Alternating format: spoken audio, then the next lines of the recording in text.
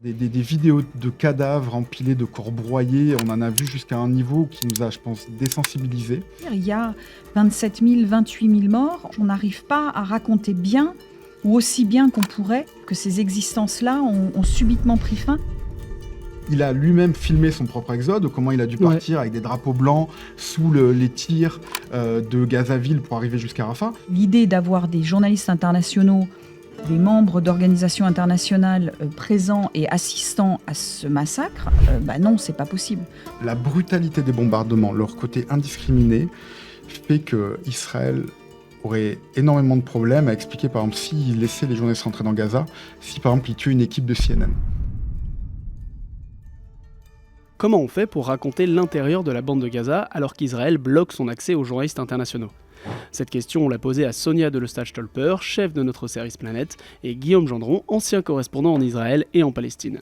Déjà, tout le sud d'Israël, donc dans les 48 heures qui ont suivi le début de l'attaque des commandos du Hamas sur les localités du pourtour de Gaza, donc il y avait à la fois une grande ville comme Sderot de 50 000 habitants et plusieurs kibboutz qui étaient vraiment sur la frontière. Mais il faut savoir que toute cette zone-là, elle était inaccessible parce qu'elle était une zone de guerre. Pendant 48 heures, elle était une zone de guerre. Même les Israéliens, l'armée, n'arrivaient pas à en reprendre le contrôle. Ouais, c'est important de rappeler, parce que je pense qu'on oublie, on parle des attaques du 7 octobre, on oublie qu'en fait, les attaques ont démarré à l'aube le 7 octobre, mais en fait, les combats ont duré pratiquement 48 heures, Ouais, effectivement. quasiment Pendant jusqu'au début du 48 soir. heures, cette zone était dangereuse pour n'importe qui se trouvait là-bas. Et on doit souligner au passage le courage, Ouais, on peut dire, de tout à notre fait. correspondant Nicolas Rouget, qui lui, dès le dimanche, était dans une zone qui n'était absolument pas sécurisée. Donc voilà, donc en fait, la réalité telle qu'elle est, c'est qu'à partir de ce moment-là, personne n'est rentré à Gaza parce que c'était une zone, même le sud d'Israël n'était pas accessible, ou alors accessible, moi je me rappelle, Nicolas me racontait, il était obligé de passer à travers champs parce que les axes routiers étaient bloqués par des véhicules de l'armée, etc. Donc une fois que Israël a repris le contrôle, du moins l'armée israélienne a repris le contrôle du sud, euh, enfin du De pourtour cette de zone. Gaza, et du coup a commencé sa campagne de bombardement, ils ont lancé une opération militaire terrestre par la suite. Donc ça a pris quand même quelques semaines, mais il y a une opération terrestre qui a été lancée. À partir de là, évidemment, cette zone-là, elle est pas accessible. Il faut aussi souligner, et après je passerai la parole à Sonia, mais c'est pas non plus accessible par l'Égypte. Non, C'est-à-dire que c'est pas absolument. qu'Israël, c'est-à-dire que Gaza, il y a une frontière avec l'Égypte, et l'Égypte, en accord ou en partenariat, enfin voilà, ils se coordonnent avec Israël, ne laisse pas non plus entrer les journalistes par l'Égypte. Donc c'est un territoire qui est vraiment bloqué de toutes parts, dans laquelle se déroule une opération militaire vraiment à huis clos, quoi. Puisque c'est à huis clos, sur ces premiers mois, comment on fait pour aller chercher des informations de ce qui se passe à l'intérieur? Est-ce que vous avez déjà des contacts et vous avez déjà des gens avec qui vous travaillez là-bas? Alors, on a la chance d'avoir donc des correspondants sur place, donc Nicolas Rouget, qui est notre correspondant, qui a remplacé en fait Guillaume, et des anciens correspondants comme Guillaume, donc qui ont des contacts parce qu'ils sont allés au fil des années à Gaza en reportage. Il faut rappeler quand même que c'est pas la première fois que les armes parlent à Gaza, hein, c'est pas, ça s'est passé plusieurs fois. Donc en fait, on a des contacts, mais il faut se rappeler que non seulement le périmètre est bouclé, mais en plus les communications sont interrompues régulièrement, les Internet, etc. Donc même les contacts qu'on a sur place, c'est pas évident d'avoir un contact tout de suite, immédiatement. Après, il y a eu cette première période vraiment au tout début de l'offensive terrestre, où en fait, personne ne savait exactement comment tout ça allait se passer. Et donc, en fait, on prend effectivement un maximum de contacts avec les gens qu'on connaît sur place et qui nous transmettent eux-mêmes le contact d'un tel, d'un tel, d'un tel. Et Guillaume, notamment, a été extrêmement précieux pour ça. Et Nicolas, pareil, parce qu'on a pu très vite entrer dans des boucles WhatsApp avec des gens sur place. Parce que toi, tu en avais déjà? Oui, bah, des gens que je connaissais à Gaza, il y en avait, et de toute façon, on en parlera tout à l'heure. Il y avait surtout une personne qui nous a énormément aidé, dont j'ai fait le portrait dans le journal de samedi, qui s'appelle Rami Abou Jamous, qui est ce qu'on appelle un fixeur, qui était quelqu'un avec qui j'ai beaucoup travaillé quand j'étais en poste, et avec qui j'ai gardé le contact, qui est quelqu'un voilà, qui est voilà, qui me donnait des nouvelles régulièrement de Gaza. Donc voilà, je pense qu'on Et, parlera un petit peu plus. et il faut parler aussi qu'on avait la chance aussi dans mon service, donc le service international qu'on appelle Planète à Libération, on avait Ala Kodmani, qui est une de nos grands reporters et qui a des contacts très proches, y compris des proches à elle qui se trouvaient à Gaza. Donc elle avait Peut-être elle familiaux, aussi ouais. toutes sortes de réseaux qui permettaient d'avoir au moins une idée de ce qui se passait là-bas. Donc oui, donc on avait des contacts, et comme l'a dit Sonia, la difficulté, c'était pas tant entre guillemets, d'avoir un carnet d'adresses que de pouvoir les joindre. Donc c'était ça quand même qui était la principale difficulté, Et qui reste la qui principale reste la difficulté. difficulté aujourd'hui. Mais je voulais dire par rapport à ce que tu disais au début et qui était intéressant, moi je trouve pas en fait que sur ce qui se passe à Gaza, il y ait un déficit d'information. C'est-à-dire que, mine de rien, on a beaucoup d'images, peut-être trop d'images même, il y a une espèce d'avalanche d'images. Les journalistes gazaouis ont filmé beaucoup de choses. Sur les réseaux sociaux, on a plein de trucs. Mais effectivement, là, ce qui manque, c'est l'humanisation. C'est-à-dire des vidéos de cadavres empilés, de corps broyés, on en a vu jusqu'à un niveau qui nous a, je pense, désensibilisés. Mais ce qu'on n'a pas, et c'est ça qu'aussi peut apporter le journalisme, quand on est sur place et qu'on essaye de raconter des histoires, parce qu'en fait, ça paraît bête de dire raconter des histoires, mais des fois, raconter une histoire permet aussi de saisir l'horreur. Et c'est ça, c'est qu'en fait, derrière ces corps, on n'a pas la possibilité, ou on l'a trop rarement, de pouvoir dire, ben voilà, cette personne était une infirmière, cette personne était une prof, cette personne était un commerçant, il avait de la famille, il a déménagé pour éviter le bombardement, et puis la bombe est tombée à tel endroit. Et ça, c'est vrai que on le fait, hein. Nous, on l'a fait, on l'a raconté grâce à des coups de fil, je veux dire, à la Kodmani, ou même une collègue à nous qui s'appelle Léa Mazguin a passé beaucoup de coups de fil, on a essayé de le faire, mais c'est toujours ce genre de choses extrêmement difficiles à faire au téléphone. Parce que Oui, et puis, c'est le genre de choses qu'on voit quand on est sur place, et donc c'est ce qui nous manque. Ouais. puis on se retrouve en fait dans la situation où en fait on ne peut pas exercer ou faire ce qui est la base du métier de journaliste, c'est-à-dire aller sur place, parler aux gens. Et raconter, effectivement, on dit une histoire, mais raconter en gros ce que nous on voit avec notre regard, qui est un regard forcément extérieur, puisqu'on arrive d'ailleurs, et qui permet parfois de donner un peu de relief, etc. Et c'est vrai que, par exemple, le contraste pour nous est compliqué à gérer, parce que les otages et les victimes du 7 octobre israélienne, on a tous su d'eux. On a pu parler à la mère de l'une d'entre elles, au frère, au petit ami ou à la petite amie. On a pu savoir qu'est-ce qu'ils aiment, parce que tu parles du déroulé, mais on a pu leur redonner vie en fait à ces victimes d'une certaine manière, en racontant elle aimait jouer au tennis, il aimait la musique de jazz ou je ne sais pas quoi, et il était complètement baba cool, ou il était ceci. Donc on leur redonne en fait une forme d'existence. Or là, c'est notre problème. On peut dire il y a 27 000, 28 000 morts. On a vu effectivement plein d'images avec des jeunes gens, des enfants, des bébés, enfin des femmes. C'est une horreur, mais comme tu dis, c'est même pas, on n'est pas insensibilisé, parce qu'évidemment c'est abominable. Mais en revanche, on n'arrive pas à raconter bien, ou aussi bien qu'on pourrait, voilà, que ces existences-là ont subitement pris fin.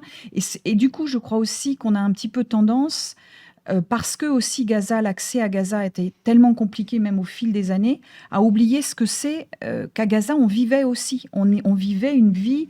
Il y avait la plage, il y avait le week-end où on se retrouvait en famille à la plage, et ça, on l'a peu dit, et c'est difficile. Il y avait des jeunes de 17, 18, 19 ans qui étaient à la fac et qui faisaient leurs études et qui espéraient, qui rêvaient de devenir ensuite médecin, journaliste, ou je ne sais quoi. Et ça, on ne peut pas le raconter parce qu'on n'est pas sur place. Pour qu'on comprenne concrètement comment ça se passe, pour récolter des informations de ce qui se passe à l'intérieur de Gaza, comment vous faites? Ça se passe exclusivement par des appels? Non, pas que, parce que, par exemple, ça se passe aussi par les réseaux sociaux, on l'a dit, hein, Instagram, il y avait beaucoup d'images, beaucoup de témoignages qui ont été publiés. Moi, j'avais fait un papier en fin d'année, par exemple, avec Facebook. Il y avait un contact, c'était quelqu'un que j'avais rencontré quand je travaillais là-bas, qui était maître nageur, et il avait tout un projet de développer une équipe de nageurs palestiniens à Gaza.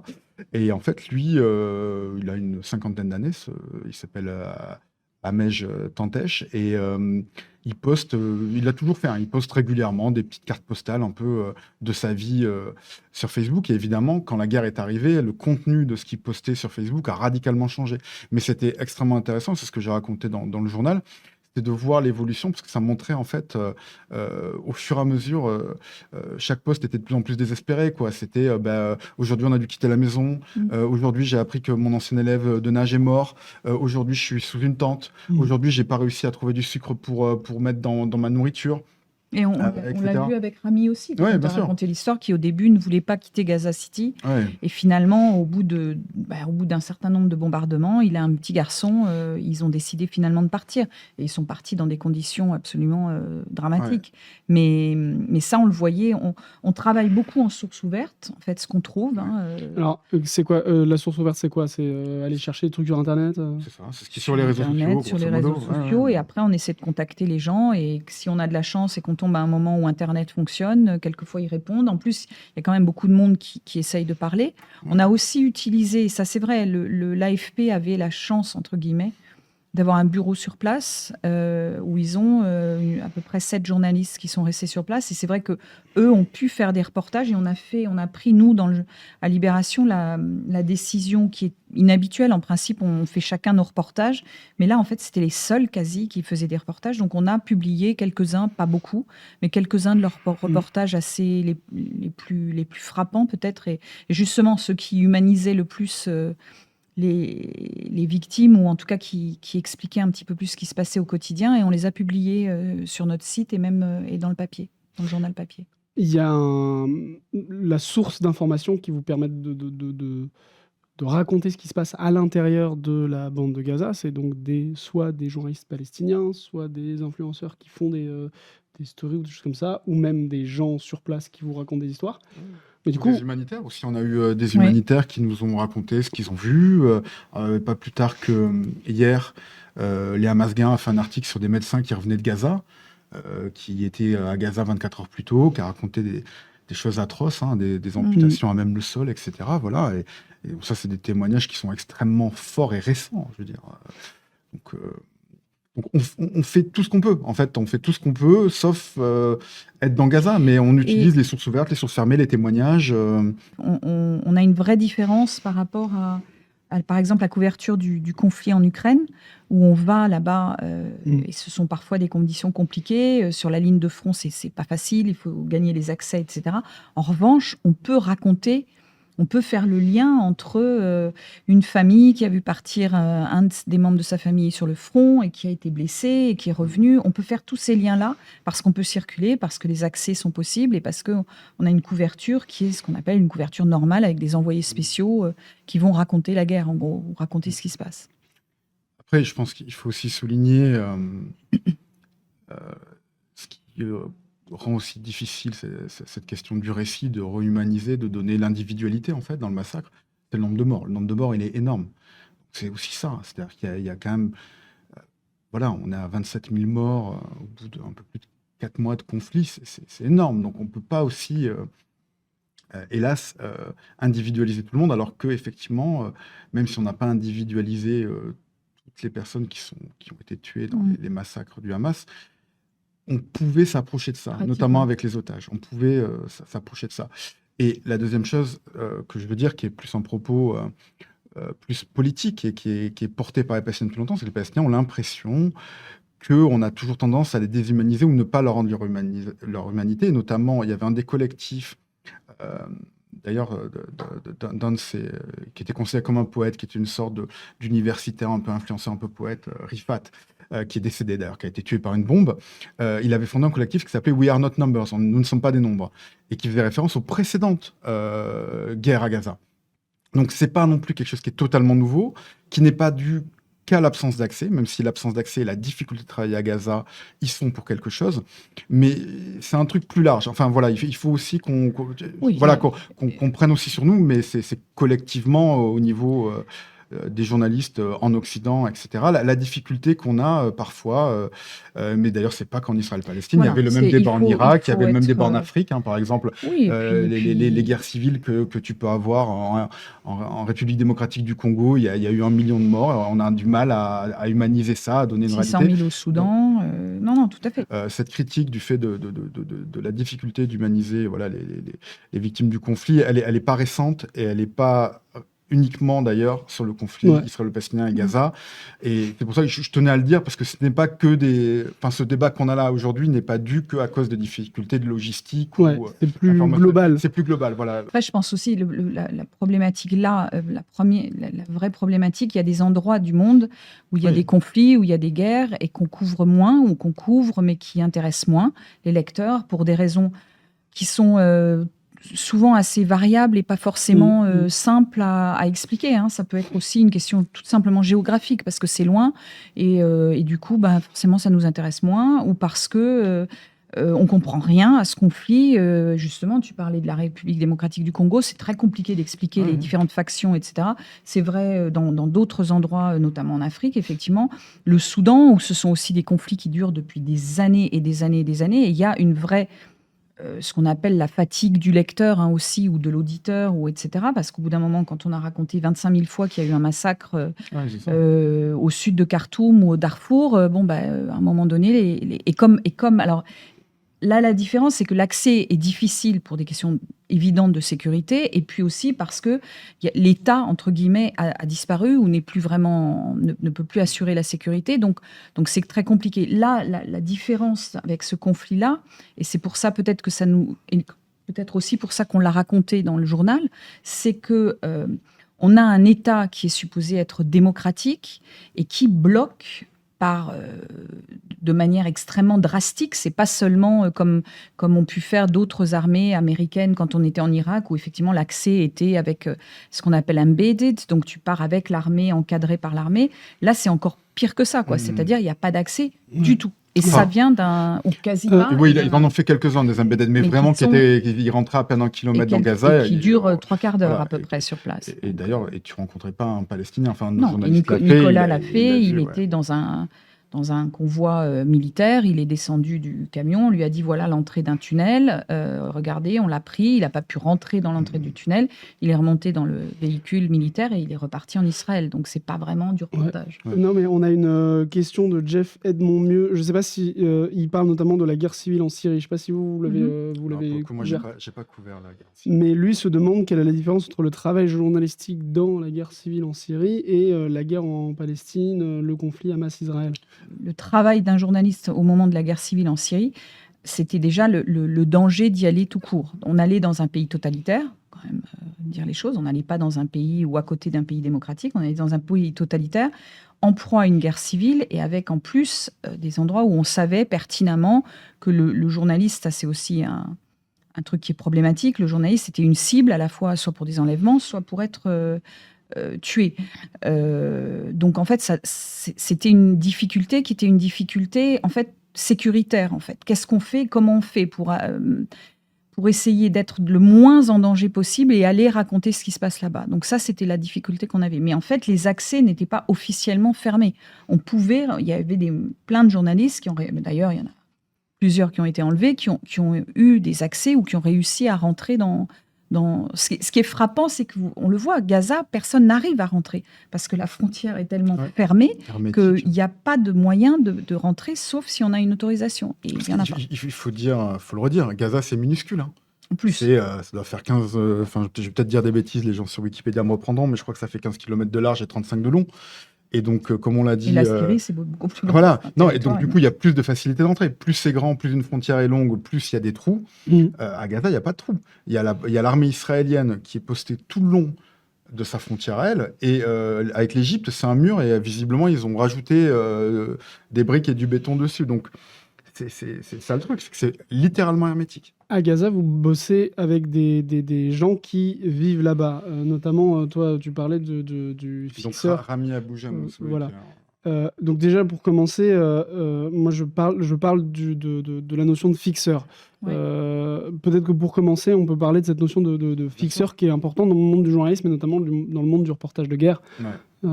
Un fixeur, c'est généralement quelqu'un qui est journaliste, mais pas forcément. En tout cas, c'est un local qui a des contacts, qui a du bagou, et en fait, qui te permet dans des zones de guerre ou des zones très compliquées d'accès, et Gaza en était une, de pouvoir circuler et faire ton travail.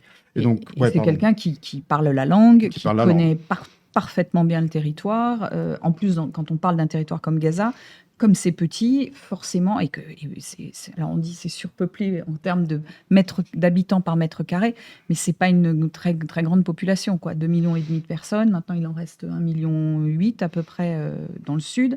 Donc, en fait, les gens se connaissent, c'est relativement facile d'avoir les contacts, etc. Donc, c'est très précieux d'avoir ça. Oui, et après, le truc qui faisait qu'un fixeur à Gaza plus particulièrement était obligatoire, c'est que le Hamas ne voulait pas que les journalistes déambulent sans avoir avec eux un Palestinien qui était référent. Donc en fait, le fixeur était aussi ton référent. Alors là, tu parles pas sur oui, mais tu parles pas sur ces 4 mois-là. Non, mais tu parles sur avant. Oui, bah oui. Non, avant. Avant, quand on allait faire des reportages. Non, mais aujourd'hui, personne ne rentre à Gaza. Donc concrètement, et c'est aussi le problème de Rami aujourd'hui, Rami, concrètement, il est au chômage là. Il fait du journalisme, mais il le fait. Il ne peut pas travailler pour des journalistes. Alors là, on va pas rentrer dans les détails, mais des gens essayent de lui envoyer de l'argent, etc. Mais le rôle des fixeurs, c'est quand les journalistes viennent, les reporters de guerre viennent, ils leur permettent d'avoir les autorisations administratives. Ils font chauffeur, ils font interprète, ils calent les rendez-vous qui sont compliqués à caler. Voilà, c'est des gens qui ont toutes ces capacités. Et donc Rami fait ça depuis 20 ans.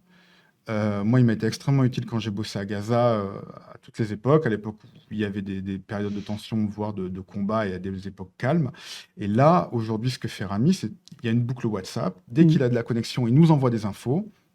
Il fait des mémos où il dit tiens, aujourd'hui, on a revu la police du Hamas à Rafah. Aujourd'hui, il y a eu des tracts de l'armée israélienne qui ont été distribués, parachutés. Il va nous dire le prix de la farine, c'est ça. Et puis après, il va nous renvoyer des images qu'il a récupérées par ses différents contacts à Gaza. Donc en fait, c'est presque une AFP bis. On ne se sert pas exclusivement de ça, on recoupe tout, mais lui-même aussi fait son travail de recoupement dans son coin. Et donc, il fait son travail de journaliste de manière un peu différente de ce qu'il faisait avant. Je dirais pas que c'est un fixeur à distance, je dis vraiment c'est un travail de journaliste là qu'il fait. Alors après, ce qu'il faut préciser peut-être, parce que c'est la première chose qu'il envoie quand il y a de la liaison et du contact, son premier mot c'est bonjour les amis, toujours vivants. Tous les matins, ou quelquefois il arrive qu'on soit 48 heures ou 72 heures sans nouvelles, mais c'est les 2 premières choses qu'il fait. Et c'est vrai que quand il y a un vide de 48 heures ou de même 24 heures, régulièrement, les journalistes qui sont dans cette boucle mettent Rami, donne-nous des nouvelles. Ce qu'il faut peut-être souligner aussi, et ça c'est important peut-être, c'est qu'en général, quand on part en reportage, on a ce qu'on appelle de multiples sources. Donc, en fait, on va dans plein d'endroits pour avoir justement ce qu'on appelle l'image entière de ce qui se passe, pour avoir un contexte le plus complet possible. Là, quand on travaille comme on travaille, il faut savoir que la boucle sur laquelle est Rami est suivie par il y a combien 70 journalistes 130 journalistes français, la plupart. Donc, en fait, ça veut dire qu'on a tous le même point d'accès à l'information et on a tous les mêmes images, les mêmes informations que nous donne Rami. On multiplie autant qu'on peut les sources et les canaux, mais c'est vrai que ça aussi, c'est pas...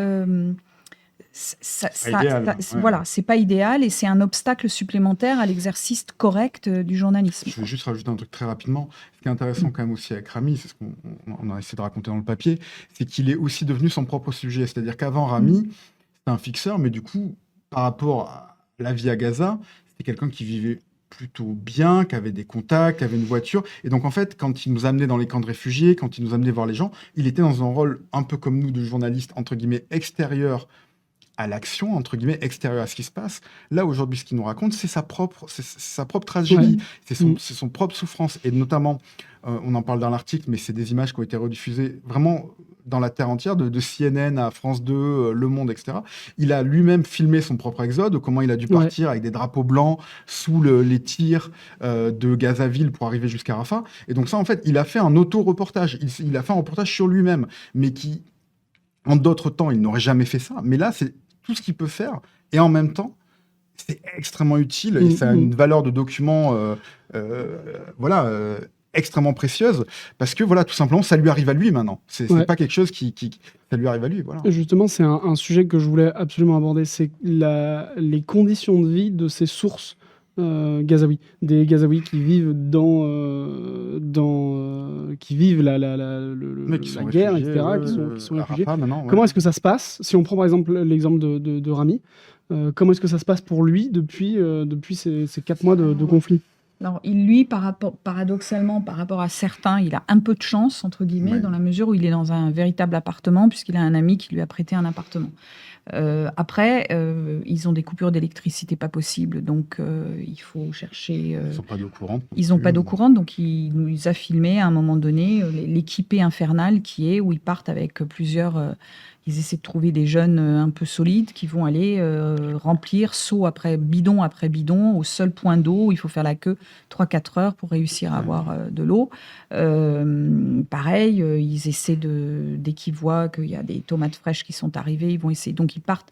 On est vraiment dans des conditions super compliquées, quoi. Et après, et encore une fois, lui, il a une fenêtre, un plafond, des murs. Il y en a d'autres qui sont sous des tentes, voire qui sont par terre, dans la rue, dans les cours des hôpitaux, etc., qui sont devenus des espèces d'immenses campings. Mais c'est vrai que ce qu'il nous racontait, c'était intéressant. Parce qu'il nous disait la dernière fois, on a tellement peu d'électricité qu'on regarde quasiment plus la télé. En gros, maintenant, les Gazaouis, quand ils ont de l'électricité, ils rechargent les téléphones. Donc ça, c'est en fait le lien avec le monde et le lien entre eux, c'est les téléphones. Donc il faut à la fois de l'électricité et il faut aussi de la connexion. Donc lui disait, il y a un voisin là, pas loin de chez lui qui a une carte SIM égyptienne.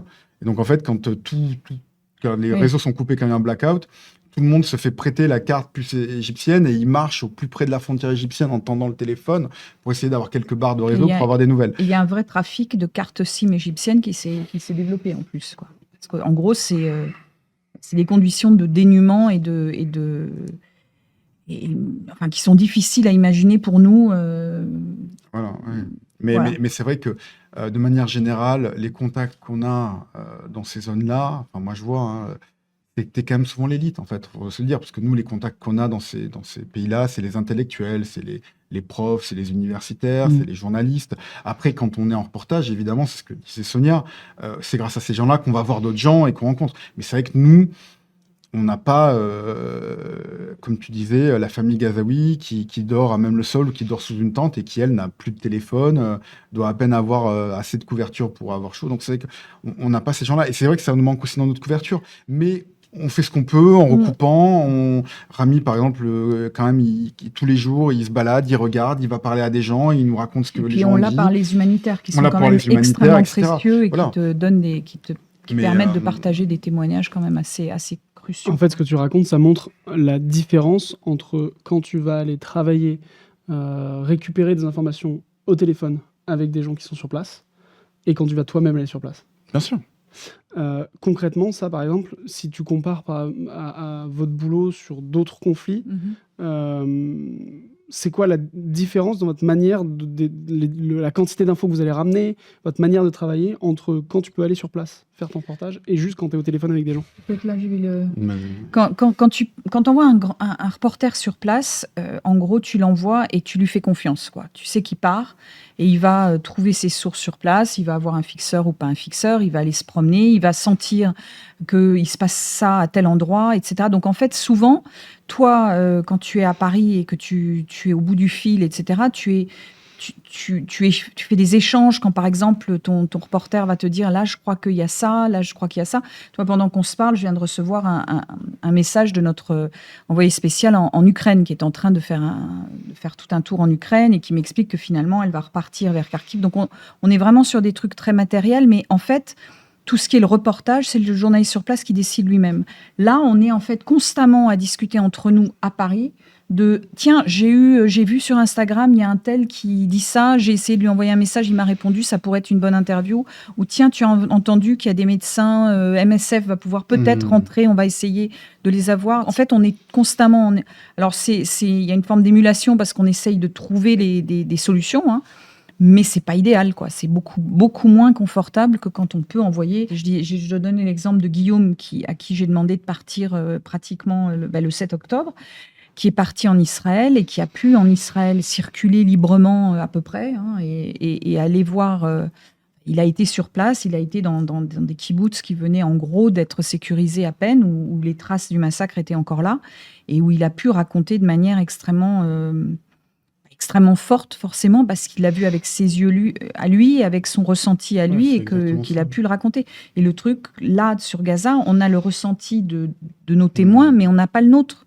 Et en fait, tu transmets ça mieux quand tu peux être toi là.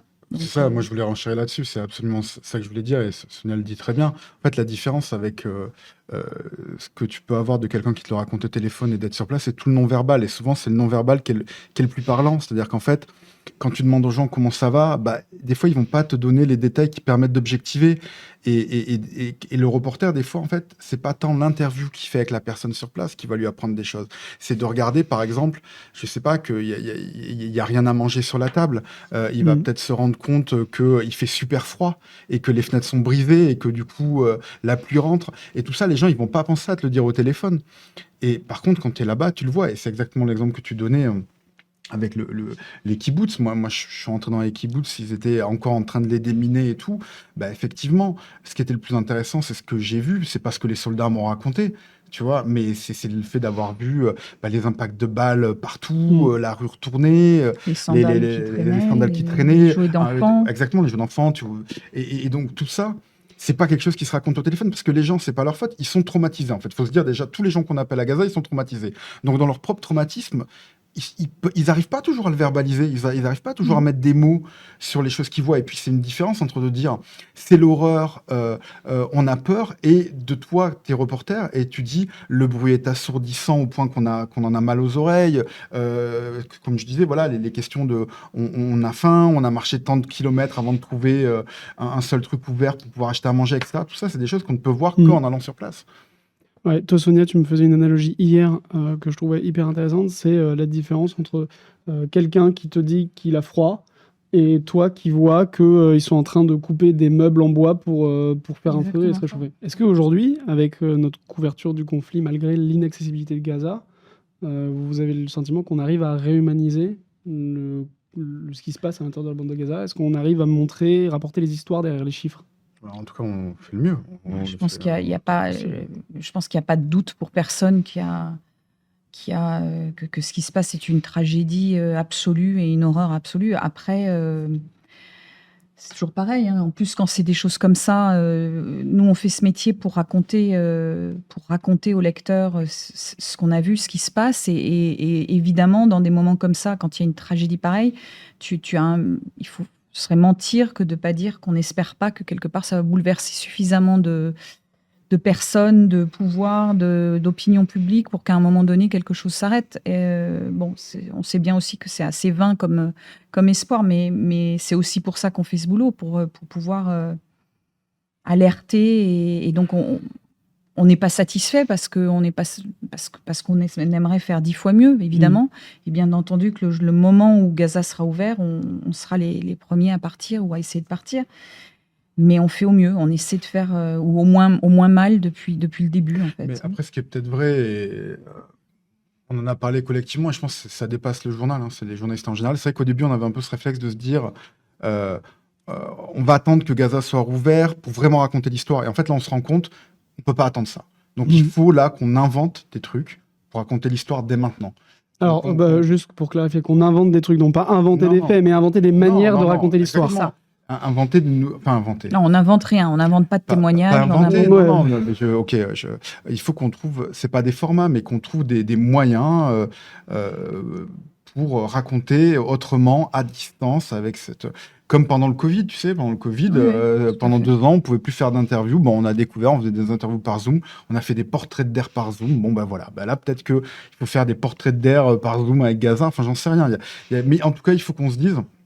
Mais on avait tout ça. Enfin, même moi, le premier, je me rappelle, j'ai discuté avec Sonia, je dis, bon, bah, en général, les guerres à Gaza étaient pas plus d'un mois avant, tu vois. Bon, bah, peut-être que d'ici un mois et demi, on va pouvoir rentrer et puis on va pouvoir raconter. Bah non, en fait, là, on sait pas combien de temps ça va durer, on sait pas combien de temps le blackout va durer.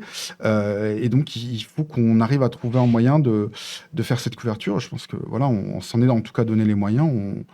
On essaye.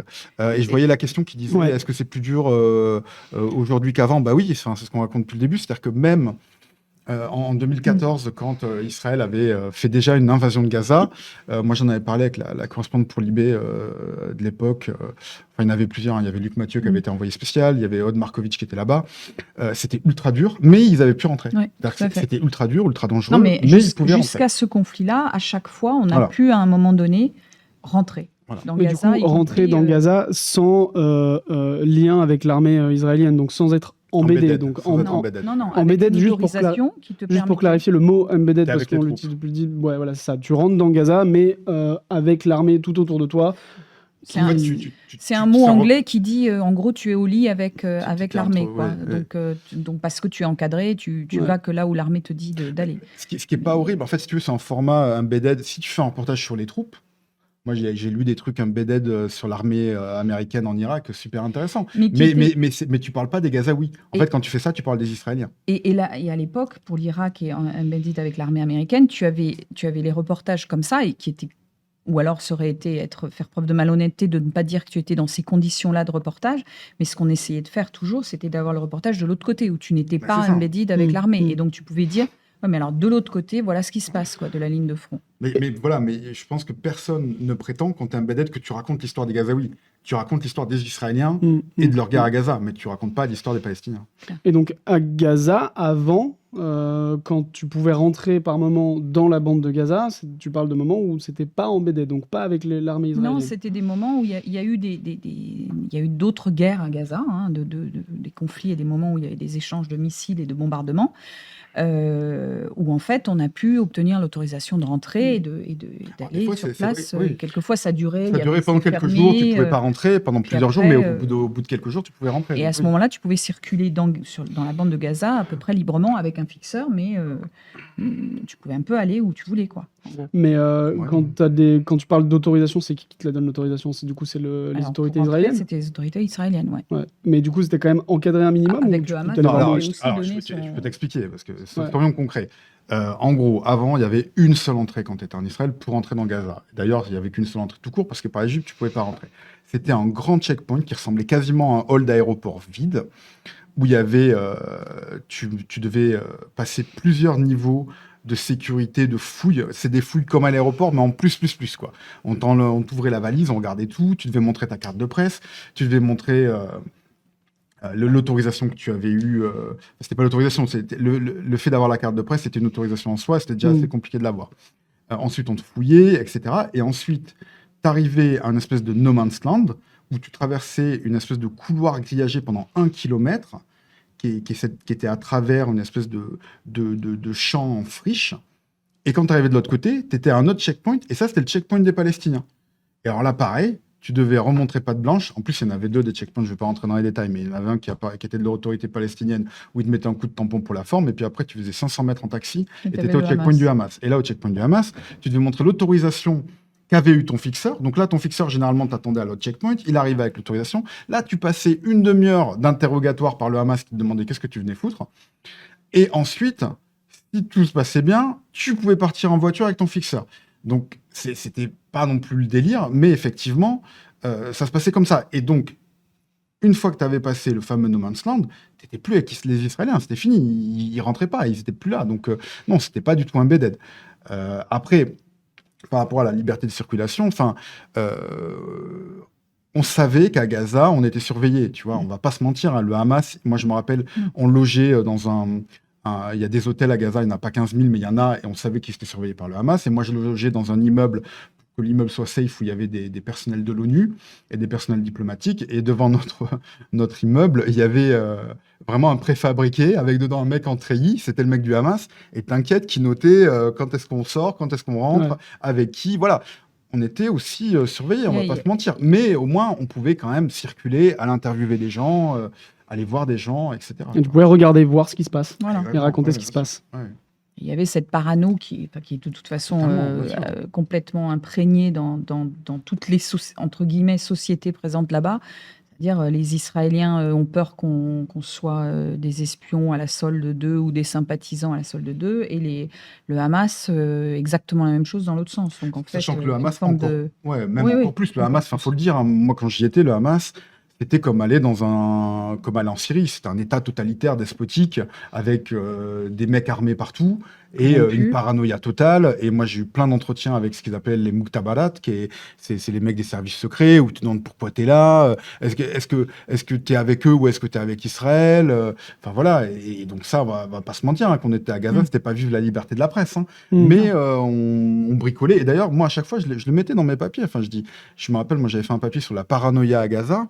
Et on m'avait dit une fois, à Gaza, un mec du Hamas m'avait dit mais qu'est-ce qui me fait dire que vous n'avez pas laissé votre passeport israélien à la maison? Parce que des franco-israéliens, il y en a plein. Comment je peux savoir que vous n'êtes pas juif? Donc voilà, ils avaient une paranoïa aussi. Donc voilà, faut aussi Et la relativiser. notion de dire on est là pour faire notre métier et juste raconter ce qui se passe, et voilà, c'est un truc il y en a fait- tellement d'engagement là-bas dans un sens ou dans l'autre qu'en fait Ouais. c'est une notion qui est difficile à comprendre. Et le Hamas, évidemment, voulait gérer l'info. C'est-à-dire que le Hamas, quand il y avait des guerres, des affrontements, il nous laissait aller dans les hôpitaux parce que c'est ce qu'il voulait aussi qu'on raconte. Il Ouais. voulait qu'on montre la souffrance. Mais quand on voulait aller dans certains endroits, typiquement pour vérifier d'où partent les roquettes, j'en sais rien. Non, là, le Hamas, il voulait pas qu'on y aille. Donc voilà, je pense qu'il faut pas non plus être manichéen. Hein, comment dire, la difficulté d'accéder à l'information, elle est la faute aujourd'hui principalement d'Israël qui nous bloque. Mais le Hamas, c'est pas les amis de la liberté de la presse qui nous laisseraient Non. faire ce qu'on veut. Donc il faut relativiser les choses. Très, Je voudrais qu'on aborde la question aussi de la responsabilité du coup des autorités israéliennes, de l'armée israélienne, parce qu'il y a des journalistes qui ont été tués, des journalistes gazaouis qui ont été tués dans la bande de Gaza. Je crois, c'est quoi, c'est 120 journalistes, c'est ça? 130. Il y a les plusieurs, chiffres sont un peu- comptages, mais oui, il y a un nombre, en tout cas, plus des dizaines et des dizaines. Ouais. Bah, Et dont certains de ces journalistes qui ont été, enfin, corrigez-moi si je me trompe, mais qui, je crois, ont été identifiés comme étant des journalistes. C'est pas, ils avaient le casque presse, oui, alors, je vais te donner deux versions. C'est-à-dire que du point de vue d'Israël, il n'y a pas d'intentionnalité, parce qu'ils vont te dire c'est des bombardements, donc la plupart du temps, ça vient soit d'un avion, soit d'une arme d'artillerie qui est de l'autre côté de la ligne de démarcation. Et donc, ils vont te dire on les vise pas. Alors, effectivement, il y a eu aussi... on change de Gaza, mais au Liban, il y a quand même une enquête en ce moment qui a été menée par Human Rights Watch, si je ne me trompe pas, qui tendrait à faire penser qu'il y a quand même eu des journalistes libanais qui ont été visés sciemment parce qu'ils n'étaient pas si loin de la position israélienne. Et a priori, les Israéliens pouvaient très bien voir avec leurs jumelles que les mecs avaient leur gilet pare-balles, etc. Et eux, ils ont pris effectivement un obus. Donc voilà, ça c'est le premier truc. C'est l'intentionnalité. Israël la dément. Après, effectivement, ce qu'on peut dire, c'est que les bombardements indiscriminés sur tout type, c'est-à-dire à proximité des hôpitaux, sur les ambulances, sur des bâtiments civils, et puis aussi la destruction de tours où il y avait des médias, etc., tuer des journalistes. Et on peut dire que voilà, il y a eu, si ce n'est une intentionnalité, il y a eu le fait qu'ils n'ont pas du tout cherché à l'éviter. Et donc, après, je pense que c'est important quand même aussi de dire, justement, et on revient à notre sujet depuis le début, au manque d'accès, c'est-à-dire que une des défenses parfois d'Israël, enfin en tout cas de l'armée, quand on l'a accusé d'avoir visé spécifiquement des journalistes qui ont été tués ou blessés, c'était en fait ce ne sont pas des journalistes, on les a sur nos listes de terroristes du Hamas, ils sont membres du Hamas, ou ils ont mis un gilet pare-balles avec écrit, ou un gilet, même pas pare-balles, mais un gilet et un casque. C'est pas très compliqué d'avoir un truc et de mettre presse dessus. Donc voilà. Donc, le problème, c'est que voilà, on se retrouve dans cette situation-là, c'est-à-dire on a la parole de Tsahal qui explique ou qui se justifie d'une manière ou d'une autre. On a les proches des morts qui nous disent c'était vraiment des journalistes, etc., etc. Et nous, on est loin. il n'y a aucun moyen pour nous d'enquêter en tant que journaliste, aucun moyen pour un organisme indépendant d'enquêter également pour voir quelle est la vérité là-dessus. Un jour ou l'autre, on aura sans doute, notamment cette enquête au Liban, il y aura certaines enquêtes vont aboutir, mais il y en a d'autres où on ne saura jamais la vérité finalement. Et on ne saura jamais si voilà, ils ont été visés, pas visés, etc. Après, Et bon. ouais, Mais c'est compliqué. il y a un autre truc qui est très compliqué, il faut le dire, parce que tu vois, il faut aussi dire la vérité dans la réalité dans toute sa complexité. Moi, j'en parlais avec Rami, justement, Rami Aboujamous. Il m'en parlait. Lui, Rami, il y a 10 ans, il a monté un truc qui s'appelle la Maison Presse Palestine pour justement faire une info indépendante à Gaza. Pourquoi? Parce qu'en fait, historiquement, en Palestine, les journalistes étaient rattachés à des factions, c'est-à-dire que les factions, donc Hamas, Fatah, Djihad islamique, FPLP, qui est la faction marxiste, en fait, ils ont leurs journaux, ils ont leur télé, un peu comme, tu vois, sous les soviétiques, tu avais le PCF, qui avait ça, Pravda, voilà, etc.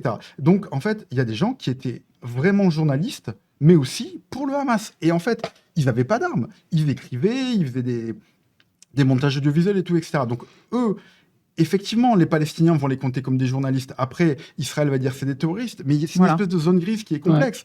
Et tu as aussi des gens qui étaient au milieu de tout ça, c'est-à-dire des gens qui étaient réellement journalistes, mais là-bas, effectivement, il y a des médias ou des boîtes de production qui bossent avec les acteurs locaux. Et ce qu'il faut se dire, c'est que le Hamas, là-bas, c'était un proto-État, en fait. C'était un Oui. État qui ne donne pas son nom. Ils avaient des fonctionnaires, ils avaient voilà, ils étaient partout à toutes les strates de la société. Donc, et j'en parlais avec Rami et il me disait, si une secrétaire, tu vois, dans une boîte de production audiovisuelle du Hamas, est-ce que c'est la même chose qu'un combattant du Hamas? Est-ce qu'elle mérite de mourir de la même manière? Une vraie question. Il y a quand même, tu vois, dans les belligérants, il y a quand même une question aussi de voilà comment tu vois les différents profils. Donc ça aussi, c'est un truc qui est compliqué, qu'il va falloir Et qui, à l'heure actuelle, enfin, démêler. Mm. Mais voilà, et de la même manière, la question aussi d'Al Jazeera, par exemple. Al Jazeera, nous on l'a écrit dans l'IB, il n'y a aucun doute aujourd'hui qu'Al Jazeera est un organe de fait la propagande du Hamas, assez clairement. De l'autre côté, Al Jazeera, c'est peut-être le média arabe le plus influent, qui est dans énormément de pays, qui est aussi en France. Al Jazeera n'est pas interdit. Non, non. Et donc, est-ce que quand un journaliste du Hamas est tué, pardon, un journaliste du Hamas, pardon, un journaliste d'Al Jazeera est tué, Ouais. c'est légitime?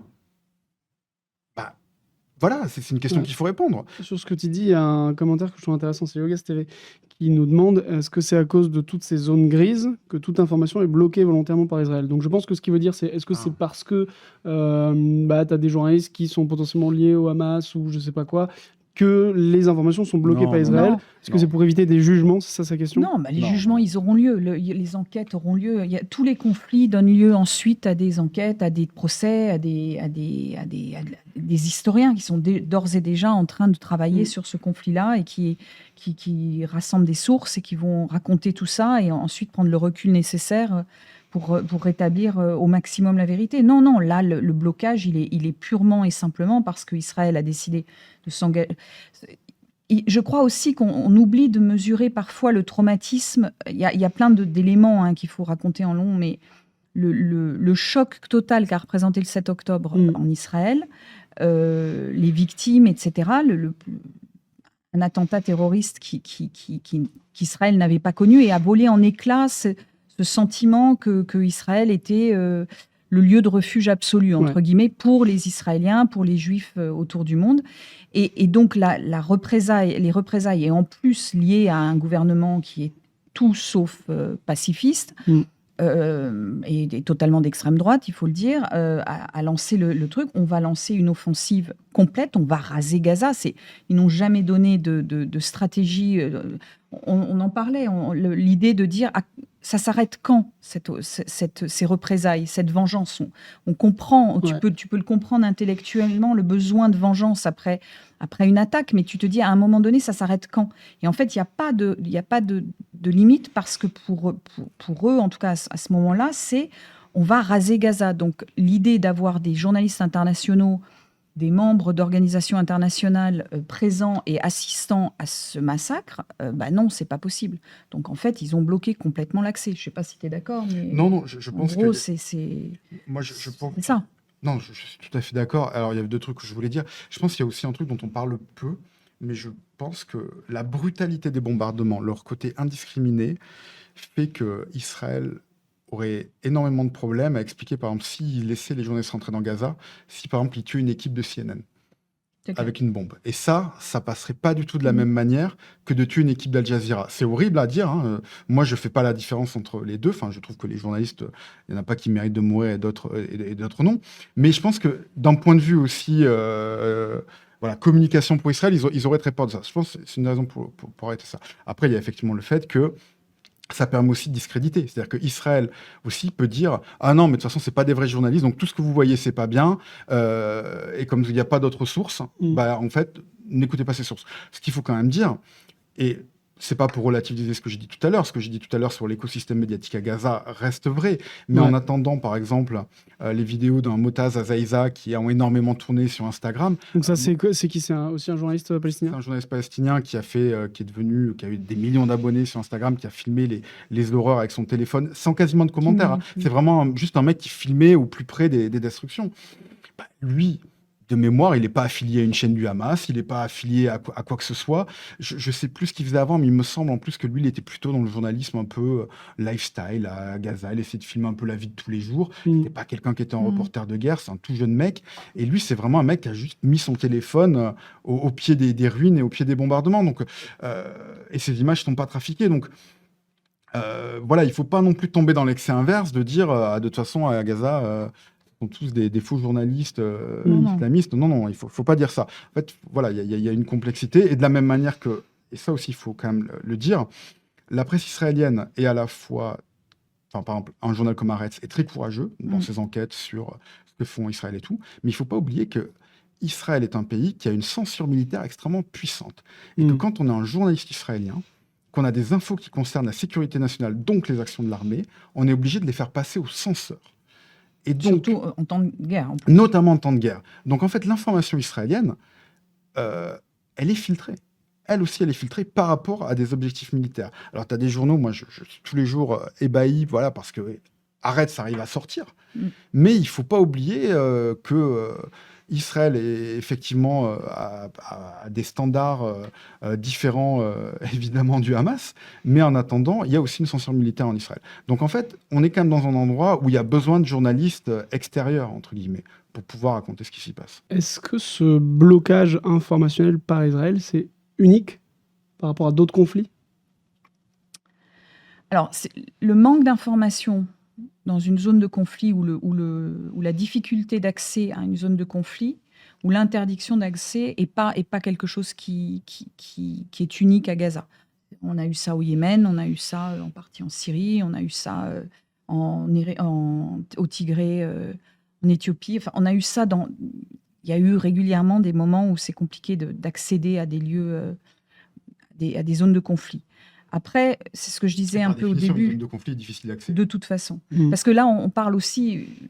Voilà, on parlait de l'Ukraine, les zones de front sont très compliquées d'accès et raconter, parce que ça fait 2 ans qu'il y a une guerre en Ukraine, on fait la même chose, on essaye de raconter, c'est difficile pendant qu'on se parle là, il y a des jeunes gens qui ont 20 ans, qui sont assis dans la boue et dans la neige et dans le froid, dans des fosses qui sont des trucs qui rappellent la Première Guerre mondiale et qui sont en train d'attendre soit la bombe qui va leur tomber dessus, soit l'assaillant qui va la pousser en face, qui va arriver. Donc ça, c'est pas unique. Après, ce qui est peut-être plus unique, et c'est ce que je disais au début, c'est que ce blocage de l'information, il est pratiqué totalement et assumé complètement par un État démocratique qui fait même pas semblant de nous donner un minimum d'accès, en fait.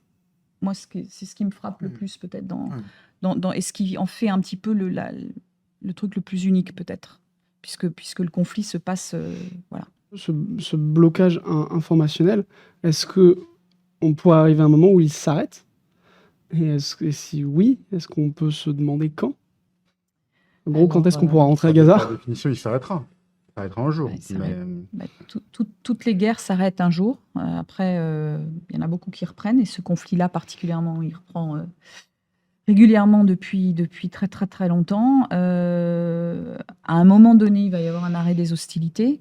On parle de plus en plus là d'un accord qui pourrait intervenir un jour ou l'autre. Mais bon, Il y a clairement encore du boulot. Est-ce qu'on aura accès tout de suite?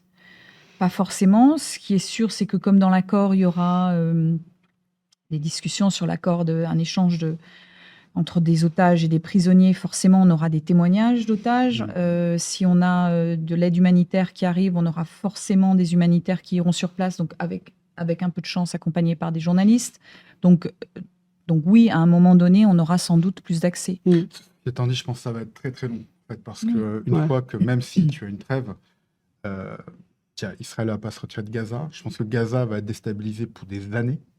En fait, concrètement, là, ce qu'il faut s'imaginer, c'est que ça va être une zone totalement sous contrôle des Israéliens, mais j'y crois pas trop. Mais ils vont certainement faire face à une guérilla, donc ça va être une zone dangereuse, une zone où probablement ce sera pas très stable, ce sera pas facile d'aller partout. Peut-être parce qu'il y aura des militaires à certains endroits, parce qu'il y aura des mecs du Hamas à d'autres endroits.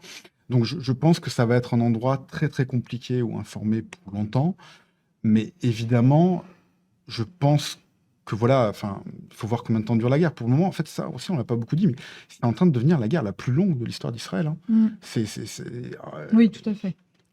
En fait, on est dans un truc aussi dont on n'a pas de référent. C'est-à-dire qu'en fait, là, ce qui se passe en ce moment à Gaza et dans cette étape du conflit, ce nouveau chapitre du conflit, est le plus violent qu'on ait connu. Et le plus meurtrier, il est le plus tout. Donc en fait, les références qu'on avait avant, elles ne nous servent à pas grand-chose. Donc là, tu vois, c'est très difficile de dire, dans 6 mois, on sera à Gaza, on pourra faire du reportage. On n'en a aucune idée. Donc je pense que c'est beaucoup trop tôt pour s'avancer. Et voilà, c'est aussi ça qui fait que, en tant que journaliste, c'est très compliqué aujourd'hui, parce qu'on est démunis, parce qu'on n'a même pas de référent. On n'a même pas de référent antérieur. Donc voilà, c'est pas très satisfaisant comme réponse, mais... ça représente la situation dans laquelle on est. Pour terminer, j'avais juste une question qu'on avait reçue sur Insta. BZR MH3 qui nous demandait comment on peut apporter notre soutien à des journalistes gazaouis, hormis de leur écrire ou de partager ce qu'ils font. C'est ça, ouais, c'est ça. Et puis c'est lire. En fait, c'est aussi nous lire, parce que comme ils témoignent et comme ils essayent un maximum de. On est leur relais. C'est la seule chose qu'on a en ce moment pour nous les aider aussi. Donc on est le relais de ces victimes-là. Donc en fait, en nous lisant, c'est aussi un moyen de soutenir les journalistes de Gaza, c'est un moyen de soutenir la presse en général et de permettre d'aller, à un moment donné, dès que les portes seront ouvertes de Gaza, d'aller raconter ce qui se passe ou ce qui s'est passé là-bas. C'est vrai qu'en termes humanitaires, non, y a pas, c'est triste à dire, mais en ce moment, il n'y a pas grand-chose à faire en termes humanitaires. Après, évidemment, on peut toujours donner à des organisations internationales de journalistes qui font aussi du travail là-bas, voilà, comme RSF, etc. Voilà, si cette personne veut s'engager là-dedans et donner de l'argent à ce genre d'organisation qui soutiennent les journalistes dans le monde. Mais c'est vrai qu'aujourd'hui, il y a, hélas, pas grand-chose à faire. Nous-mêmes, tu vois, on essaie de trouver un moyen, par exemple, Rami dont on parlait, voilà, de lui permettre aussi de subsister. C'est très compliqué. Moi, on me disait, à Rafah, donc, qui est la ville où sont réfugiés les Palestiniens, il n'y a plus que 2 distributeurs de billets. Il n'y a plus que 2. Les gens font la queue pendant 2 jours pour avoir leur place et des fois, il n'y a plus de billets dedans. Donc, tu vois, c'est assez difficile d'imaginer à quel point cet endroit-là est coupé du monde aujourd'hui. Si cette vidéo vous a plu, abonnez-vous à notre chaîne YouTube pour retrouver tous nos autres contenus.